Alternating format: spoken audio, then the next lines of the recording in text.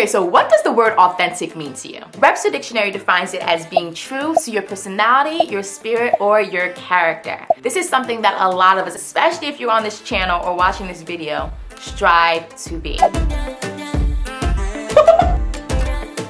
Hey guys, what's up? Welcome back, fam. First of all, I just want to apologize for being so MIA. I just want to thank you guys. You guys are the real deal. One of the main reasons I made this channel is because not only do I love to encourage people to become their best selves, but I actually am still on the journey myself to accepting fully who I am and doing things afraid and all of that stuff. And I do want to just say, even in this video, something that I have struggled with creating videos is I'm a very artsy person. I'm a visual learner. I love graphics. I studied architecture. I've been working in it for 10 years, so I love design and all of that. Love it. But something that I've realized that I've been doing is I've actually been hiding behind a lot of the graphics that I've been creating for my videos.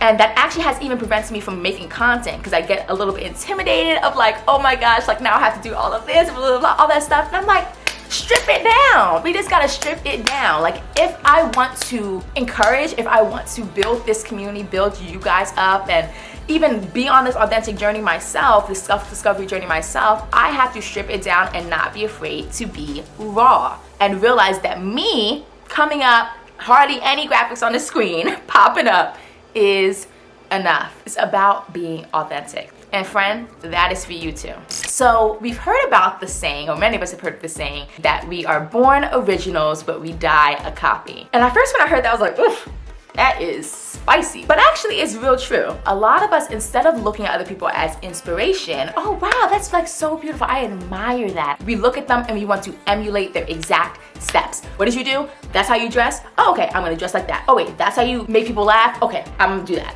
Or that's how you talk, or that's where you work, or that's what you do. That is what brings about success. That is what I want to do. But I think the question that we have to ask ourselves in those moments is, does that actually guarantee success? Does me copying exactly what they do actually guarantee success? Why is it that person A can do one thing and person B can do the exact same thing but get two different results, even if they do the exact same thing? Why is that? Why is that? And I think it brings us back to something we learned about in our science class. It's something called the variable. In science, the variable is the thing that constantly changes. You may have all of the same constants around, everything might be the same around, but there's something that changes, whether it be time or energy, or that's what it is in science. But here, in real life, the variable is you.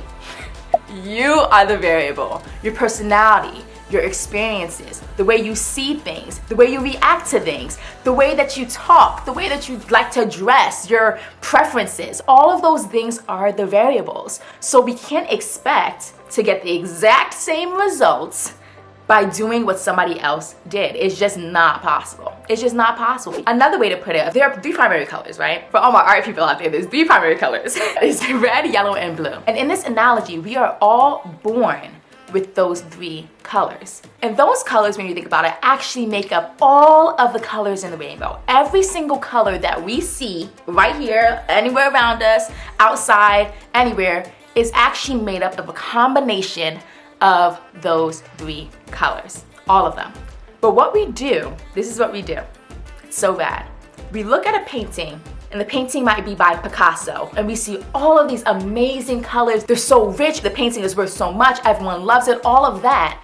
And what we do, instead of creating my own palette, is we say, oh, okay, they use green. Okay, he used that shade of green, he used that blue. Now what I'm gonna do is I'm gonna take the colors from that painting, and that's what I'm gonna create my palette for. I'm gonna create the palette of all of the colors that are in that painting. Instead of saying, I have these three colors, I have the same things that you have, that Picasso had to be able to create that painting. I have these same tools, the same things. I'm gonna create my own palette. We decide to take the palette off of somebody else's, and we're limited in what we can actually create.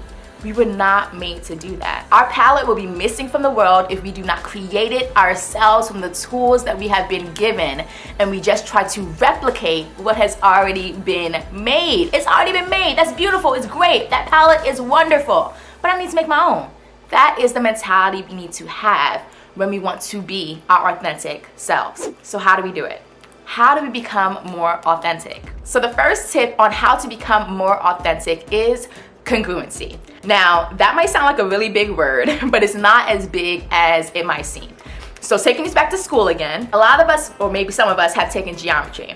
And in geometry, we studied that if this angle is 45, and I say that we want a congruent angle, that's not 45, that's like 45 right there, and we want a congruent angle, then this angle must be 45 as well. So congruency means that if one is something, the other must match exactly. So what does congruency mean for us? It means that what I am thinking, what I am feeling on the inside, what I may believe, what I may want to say, how I may want to present myself on the inside is what actually shows up on the outside. So say my entire family is like made up of runners. This is a really silly example. But my entire family is made up of runners and they just love to run or just love to go to the gym, they love to run, they love to do all that stuff. But inside of me, I just know that that is just not my thing. I'm just not a runner. I'm just not like, I'd rather maybe do some stuff at home, maybe like, take a couple walks, little strolls, but I'm just not that thing. An authentic me would say, hey guys, you guys go for the run, that's just not me, unless I'm trying to challenge myself. But someone who is not being congruent would be like, oh my gosh, I love running, oh yeah, this is like so amazing. And they'll come back home and they'll die on the couch. They'll be like, why did I do this? Why do I keep saying yes to these things that I do not like? Why do I keep doing this? Or it might be a whole slew of things. Or when we're saying yes, when we really mean no, or when we're saying no, when we're really meaning yes. We are literally we're practicing self-betrayal when we say things or do things that does not line up to what we really believe inside. So the key to being authentic, number one, is to be congruent. The second one is acceptance. Before we can actually present ourselves the way that we actually are feeling to the world, we have to actually accept who we are. Because think about it, if we don't fully accept who we are, there's no way that we in our minds would think anyone else will accept us. We're gonna want to present ourselves differently. We're gonna wanna show up differently to the world. We're gonna wanna show up differently to people because we don't even think we're enough. We don't even think that we have enough at our raw state that people would actually accept us. So in order to change this mindset of people don't accept me, people don't like me, I just can't show myself, otherwise people will like think that I'm so and so and so, whatever those thoughts may be, we have to fully accept ourselves. I've actually struggled with this a lot. I thought that I was either not enough of something or too much of something else. Either thought my laugh was too much or my personality was too much, or that I wasn't enough to maybe even show up for you guys, which is just not true. Or I thought that who I was just wasn't enough. Another thing was physical appearance. I'll talk about this in future videos, but my eyebrows have always been a big thing for me. They have always naturally, they don't look it now, but naturally are super, super thick. People used to call it caterpillar eyebrows. In high school, I literally shaved them completely off, got them waxed like literally pencil thin. And now I'm on the journey of growing them back. So just accepting fully who I am. It comes from the inside first, and once we accept ourselves, we'll be able to say, hey, you know what, I'm enough. Whether or not you think so, I think I'm great. So we just have to fully accept who we are. And the third tip is to assess afterwards, because it builds self-awareness. If you think about it, we don't actually see ourselves throughout the day. We see everybody else. I see you, I see like everyone that I pass, but the only time I actually see myself is if I'm walking past a mirror or a reflective surface. Little quick funny story, I was in New York, I work in New York, but over the pandemic I haven't really been there. But I went back there and I just remembered like how funny it is that so many New Yorkers, and I'm not trying to like, but there's so many, they'll like pass, and I do it too, oh my gosh, I do it too when I do it too. But people don't really do it in Jersey, like where I actually live. Anyway. But like they'll see like a big surface, there are so many big storefronts in New York, and they'll see a big storefront, and as soon as they pass, especially the women, as soon as they pass, they'll like look up and down, like washing themselves, and then just keep walking. And I'm like, like I literally caught somebody doing that. I'm like, oh my gosh, I literally, before I just hit that corner, I did the same thing. Like, we have to see what we look like in order to know, okay, am I walking around here crazy? Like, did I just like, is my shirt like a little bit, like a little bit frazzled? Is my face looking okay? Like whatever the case may be, that's the only time we see ourselves is when we look in a reflective surface. And what does that reflective surface do? It actually bounces back how we're actually looking to the outside world or to everybody else. So we need to do the exact same thing. If you're trying to practice authenticity and trying to become more authentic, I want you to practice this. At the end of the day, I want you to go home and think about the day. How did I react today? How did I react in that conversation with my coworker or with the person at my school? How did I react with them? How did I present myself? Did I say yes when I really meant yes, or when I really meant no? Was I a chameleon? Was I like, oh my gosh, yes, they are so amazing, and then next person, oh yeah, I can't stand them. Was I a chameleon? Did I kind of like switch flip-flop depending on who I was talking to? Were you true to who you are? Did you do things that you actually enjoy doing? Or did you do things based on what other people felt like they wanted you to do? Did you feel true to you today? Was a person in public the same person that you are right now, or did you feel like you were putting on a performance, or trying to perform, or trying to be better or bigger or smaller than you really are? And then what points of the day did you feel most like you? At what points did you feel the least like you? It is so important for us to assess how we were if we want growth. It is so important to assess this, and I would even encourage to journal it, to write it down, because that helps you to get your thoughts out even more and not be so self-critical over what you're thinking. But it's so important to assess this and like actually bring to realization, and also realize in this process that there's no shame if you might have fell off and you weren't as authentic as you wanted to be throughout the day, or you did say yes when you really meant no, or you were a chameleon and you really feel bad about it.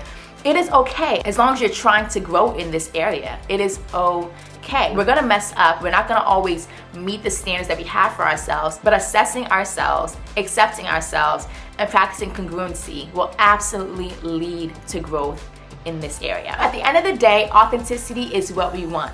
The world doesn't need another Picasso, guys. It doesn't need another, whoever the case may be. Insert your favorite celebrity, insert your favorite person that you see at school, at work, the most amazing person like that you could ever think of. It doesn't need another one. It needs you. Create your own palette. Do what only you can do. Be who only you can be, because that is exactly what this world needs. I love you guys so much. If you are dealing with this even more, I would encourage you to watch this video right here. But until next time, guys, I promise to be more congruent, because inside I want to make videos for you guys so badly. But I promise to be more congruent with my actions and my beliefs. And I will see you guys again in the next one. Bye, guys. More like yourself. Sorry if I talk so fast. I feel like I do. I know I do. Anyway, if you want to learn more about... That was a little bit long, but I hope we can narrow it down. Oh my God, I just talk. Oh God. But I love myself. I love you, Nat.